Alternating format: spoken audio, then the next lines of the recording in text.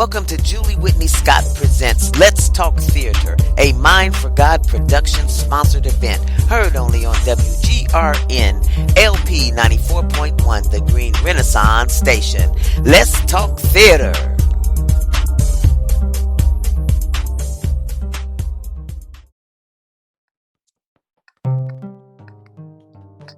Welcome to Let's Talk Theater. I'm your host, Julie Whitney Scott, and I am so very excited to bring to you some people that I am just now meeting as a production company that have worked with one of them for a very short period, unfortunately, due to COVID. COVID messed up a whole lot of things in our life, but it did not stop the show because the show must go on. And so with me today is two very important people. They are from the Andrew Bell Performing Arts. Now, they have a production that's going to be starting next month, and it's called HerStory, Art in Motion. HerStory, Art in Motion. Don't you like the title? Doesn't it make you want to find out? Is she? And what is her story? I'm going to find out today because I had to meet Mrs. Michell Jackson-Hartway and her son, Christopher Hartway Jr. Michelle is the founder and artistic director, and Christopher is the co-director. Wow! We used to teach class at Columbus Children's Theater. Now he's co-directing, and I am so excited to talk to him again because we haven't seen each other since COVID, and to have Christopher and his mother tell us about her story, Art in Motion. Welcome to Let's Talk Theater. Thank you. Thank you. I'm so excited. This is awesome. I am so excited to have you here too. What I would like for us to start with is Michelle, since you are the founder of this wonderful production performing arts company that everybody's going to find out about and want to come and see and join me. Who knows? Might find some other actors out there who dance. Never know, Michelle. That's You right. never We need know. Simone. You never know. So I want you to tell us, introduce my audience to your company. How did it happen? Why is it here? Well, Andrew Bell Performing Arts has been around, since, in the community since 2011. But Andrew Bell has been near and dear to me because we've taken it into the schools. And I always start with my own sons. They were first place winners out there performing. Christopher was age 8, I think, when he won his first production. His brother was 4, and his younger brother was 4 when he started. So I think that everything that we do, it's already here in our heart. And that started with them, and then we took it on with their classmates. And then something said, you need to go bigger. So we started working in the community centers, and we teach dance, we teach jazz, ballet, modern, African dance, hip hop. And then Christopher, once he went away and went to school, I'm not going to talk about his bio yet, but he came and brought the theater piece to Andrew Bell Performing Arts. So I have sons that are into music. My husband and son are into art, and then Christopher does the theater piece for us. So it's just a well-rounded production. And even though we've been in the community that long, it still feels like just a baby, like a new birthing that occurs every year. There's a new spark, a new idea, new energy, and that I contribute to the community and the support of the parents. Well, there's one thing that I didn't hear. How did you get who's Andrew Bell?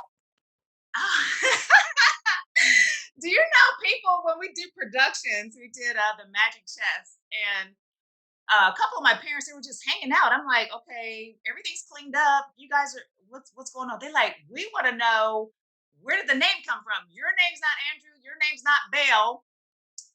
So I talked to them and told them Andrew Bell comes from the history, from the ancestors. My mother, her middle name is Bell, and my father's middle name was Andrew.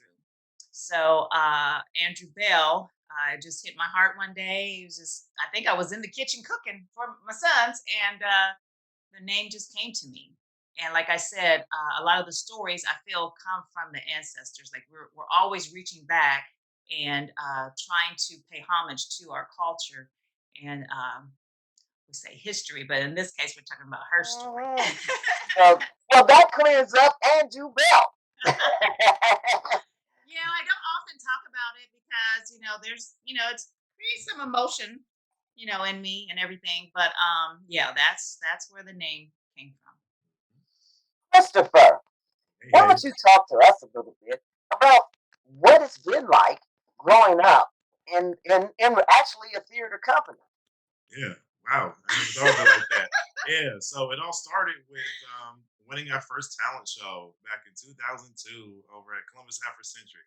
Honestly, that moment, having the bright lights in your face and having a command of the audience, me and my little brother just doing our thing, whatnot, it really created a love for the performing arts. It planted that seed. That was the moment that changed me for the better. And growing up under Miss Shelley, that's what they call her, Miss Shelley. You ain't allowed to have stage fright. You ain't allowed to be up there in front of people and not have any confidence or self esteem, not be well poised, well spoken, and not to articulate or deliver well. It just wasn't allowed. It was unholy to be anything but. So it became natural to be a performer, to be not in the spotlight, but to be in front of people and to give your best. Whether it was dance, acting as it manifested for me later in years, poetry, other performing arts, music as it developed for my brothers. So, and having a father too, who's also a great artist, great sculptor, painter, graphic designer. He's the one that, if you take a look at our website, he's the one that actually did the edits for the photos and Even our logo here. animations, the logos. Yep, her story logo. So art was all around me. It was I was birthed into it, and it's been woven inside of my mainframe, my DNA. This is all I know. So me taking my desire to be to elevate an acting career and moving into film from theater and integrating both in some cases. This is a great opportunity for the family to come together and make something positive and include a community. So. You touched on a couple of things. You touched on church support, how important that is, and you, Christopher, uh, talked about stage performance. Now, I'm assuming that when you were talking about uh, speaking correctly and all that, were you talking about plays, or were you talking about speeches or something? Did poetry Mhm. too. Yeah, we Yeah, was the, talking. the reason I asked that is because in theater, characters are not all proper. And I was just wondering, Mhm. from what you said, was there leeway for you to actually be a character? Because Mhm. all characters don't, you know what I mean, or were all of the scripted so that everything was perfectly Mhm. spoken Mhm. in correct English, or were you able to? Because you went away Yeah, to that school for theater, versatility. right? Did you go to school Mhm. for theater?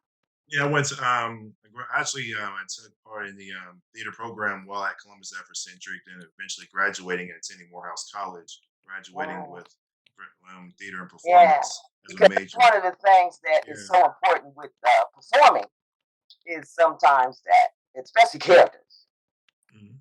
because all characters are not perfect. They Right. don't all speak perfectly. So as long as you're able to perform and be able to bring a character to life, Mhm. that's a good thing. Why did you want to bring theater and add theater to the piece of the performing arts where most of it, I'm saying, was dance and stuff like that? What made Mhm. you decide to add that piece to the Mhm. company? Yeah, yeah. It was the missing element. It was my best fruits, my first fruits, if you will. It was it really started in the third grade for me when I would take part in the school plays and mom would assist with that and she would assist with the dance piece. And I saw at that moment how the worlds could combine in that planted a seed, a different seed. And as I graduated, actually, yeah, even before I graduated from Morehouse, I Fort would come, I Hayes. would come, yeah, I would come back during summers and I would assist and I would teach and I saw how we could combine, how we can bridge the confidence that the kids are learning from Mhm, being able to speak in front of others, be a different character, as you said, mhm. say Developing their names, discipline. even say their own names in the space and be heard, where they've never done that before. Where we've had children who are legitimately like terrified of even saying their names, introducing themselves, being themselves in front of others. But when they perform it, they're like expressing Yeah, big, they're bright, yeah. they're in the moment, they're with their friends, they're performing in front of their family, their Mhm. friends are in the audience, and they're coming out of a shell, they're blossoming. And I love that we were able to do that. It gives you the opportunity to escape the world that you're in and give Mhm. and embellish it or create a new world. Mm. And that's what these kids have been able to do. So I wanted to perpetuate that, keep that, because that's what's done for me my whole life. And Mhm. I want someone else to be able to have that gift as well, to have the power with words, with actions, to tell stories with the body. And that's what dance does as well. The reason that you named your company, like you said, Andrew Bell, was because of the legacy of your parents and, wanting to make sure that carries on.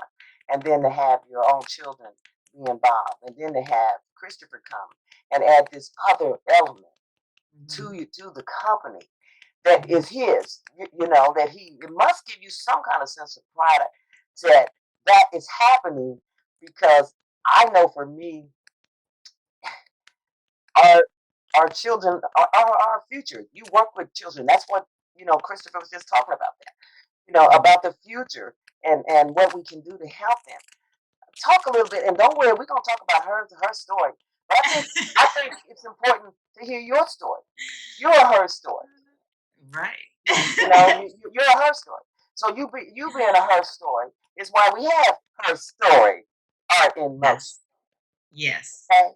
So I don't, I think it's appropriate to take this as a minute to talk about that and to acknowledge, the fact that you are also a her story in Yes. history. And it looks like you have a child and children now that are coming along. How does it make you feel Oh for the wow. future, of Andrew Bell Performing Arts? I just give all glory to God. And I know it sounds like a cliche, but I'm when I say that I mean it. To take someone like me, I no formal training. My parents we came from humble beginnings. Um, but no formal training until I reached high school. No formal training in dance. My dance consisted of a VCR, playing it back and forth. And the way I knew, like how Christopher's was on a stage setting, mine was out in the streets, not streets, but going to competitions and Michael Jackson impersonator. And I'm talking about going against college students, and that was how I learned my power. When you talk about her story, is if I, and this is going, I don't want someone to take this the wrong way, but I'm telling young people, especially, once you learn your gift, it will make ways for you. So, and just going out and I was always in competitions, and I just never, it just taught you how to not have that fear. And this a slogan that I always tell them is do it afraid. There are going to be times where you're afraid to, step into new territories, but do it afraid, because on the other side of that, you're going to either, you never lose. You're either going to learn or you win, but through their ups and downs. So we're very proud.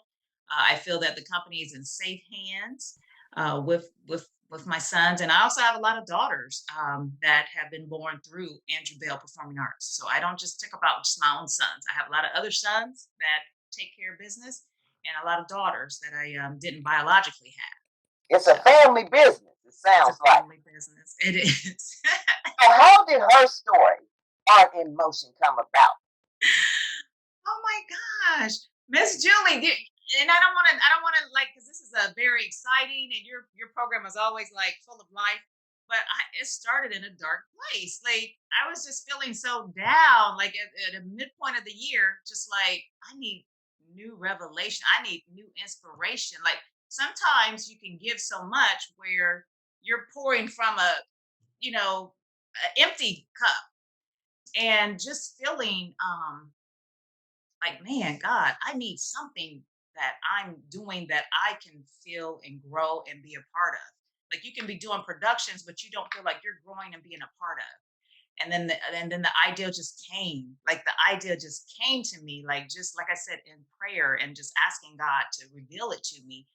And when He showed it to me, I knew exactly the people like that we were going to the legends. And also I started seeing different ones that we had worked with that could portray the person. So it was just God given, like it really was. And I know I keep saying that, but it is the truth. Well, It just my company is Mine for God Production, so I don't think you can say God too many times. thank you, Mama. Considering Thank it's you. Well, considering it's my company name. I mean, right. anybody looking at this show, looking at my face, what's over my head? So don't even worry about Yeah. that. Christopher, Yeah. you the co-director. Hey. Yep. Talk to me about co-directing these women.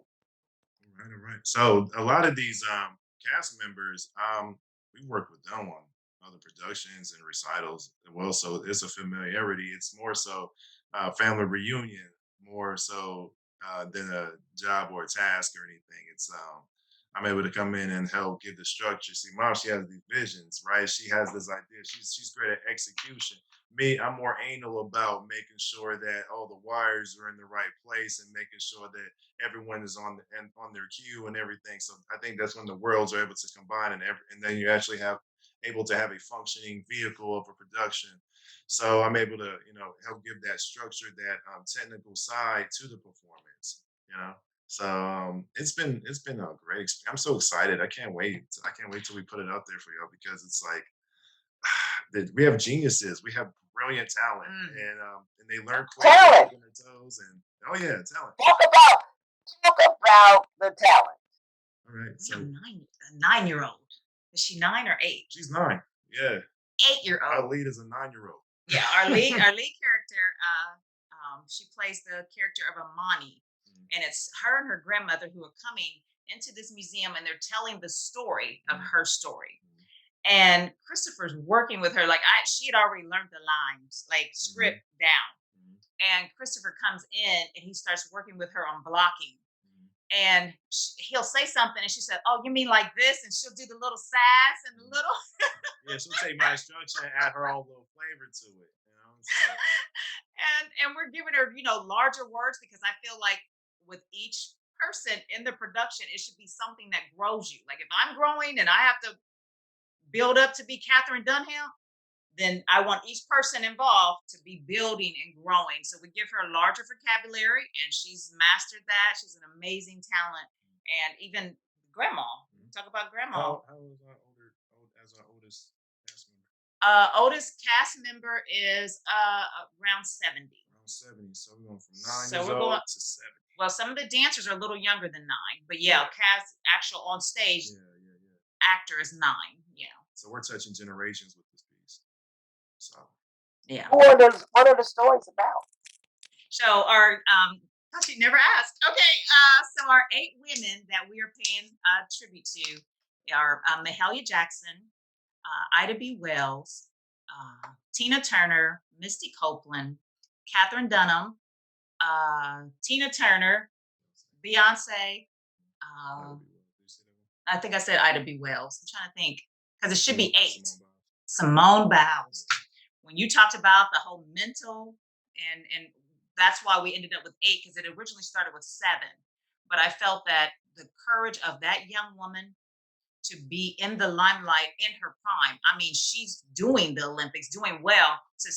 Have the courage to say at that moment, I have to take a break from my mental health. I have to take care of me. I think that will forever make her one of the most phenomenal athletes. I'm not going to say Olympian. I'm saying athlete, period, because it took courage to, you had all these other voices trying to tell her, no, you can't do that now. This will destroy your career. No, I have to do what I'm being led to do.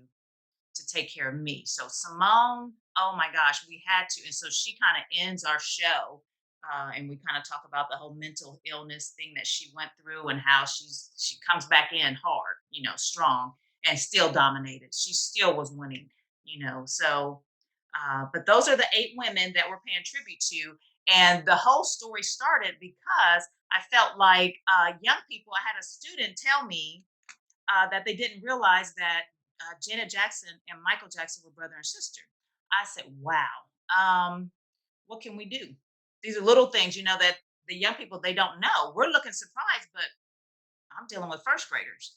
So I said, what if we did something where one is picking back off the other? My mom always says there's nothing new under the sun, and it is written that there's nothing new under the sun. So when you're looking at, for example, Beyonce, you're looking at Tina Turner. Young people don't know that. You're looking at the style, the hair, the legs, just the show, the hard dancing. People don't understand that about Tina as well. She is one of the first queens in regard to that rock and roll. So a lot of them, like you see, Mahalia, Aretha Franklin had a very strong gospel background as well. Catherine and Misty Copeland. Misty took a lot from Catherine and learning that traditional African dance and things like that. Whereas Misty is more, with the ballet. But Catherine led the way, having her own company way back when. So most of these people that we are paying honor to, it's just kind of letting young people know that we're always standing on someone's shoulders. It's never just us. Oh, this is a whole new, brand new. There's nothing new under the sun. When we do our research and we study, that is how you learn that I'm standing on the ancestors' shoulders here. Christopher, who is the director, first off? You're the co-director. Who's directing it? I'm wearing a lot of hats, Mama. I'm the director as well. But Christopher, like I said, I'm passing some things off. Well, it's always helpful if you got a co-director, if you can have one. Oh, yes. Yes. And since we're talking about co-directing, Christopher, how is it co-directing with your mom? Is she allowing you to direct? Oh man. Okay, let's maintain our professionalism here. And remember, I asked Christopher this question. Right. You see. That answers your question right there. No, I think we know how to tag team. We know how to have the balance. I have a tendency to say, all right, I got this. Hey, okay, hey. Worry about them dancers. All right, I got this over here. Hey, just wait. I'll show you. Let me show you what we're cooking up. So when we have our run through, and I bring the actors in, and then we put the end, then it's like it flows. And she's like, "Oh, I see what you're talking about." I say, "Yeah, I know." The reason I asked you that question is because there's not too many people that have co-directors, and I know for one thing I will never co-direct ever again because there was a time when someone asked me to be a co-director, and every time I gave a direction or a thought, they shot it down. So I was like, so what am I here for? If you want me to be your stage manager or something, just tell me. You know what I'm saying? But don't give me a title of co-director and then don't let me do nothing. So that's the reason I asked you that, because I found that has been a kind of a spirit that directors are kind of hard to give up, even though they say they want a co-director. It's hard to give that up because at the end you want your whole vision. So I think title assistants is like probably more appropriate, than co-director. And that's the only reason why I asked. I personally don't have co-directors just because of that, because I know that I have visions and I see things, and since I've been in the shoes of being a co-director and not being able to have a help, I say I don't want to put nobody else through that. So that's why I was just asking you that, because I figured it would have to be even harder with the director being your mom. Yeah, it's crazy because it's like my mom, she sees things from an angle, from a lens of perspective, but she's missing that other perspective to make that 180. So that's where I come in. So that's why it's not even stepping on toes, because like I'm helping her and she's helping me see a bigger picture. Which combined, we see the whole picture, and no bases are uncovered. So we actually have an interesting dynamic because we've been at this for a while, Yeah. working together. So Yeah. we have a little chemistry thing going. Yeah. This Yeah. isn't our first rodeo. Yeah. How do we get tickets to HerStory Art in Motion? And how do people just contact you guys in general so that they can find out more about you and your company? Yes, ma'am. We're everywhere. We're on Facebook. Facebook, it's Andrew Bell Performing Arts. Our IG is ABPA Dance. That's how people typically get in touch with us for auditions. And we are looking for a Simone Biles. My Simone has to be out of the state on performance day, so we are looking for a Simone Biles.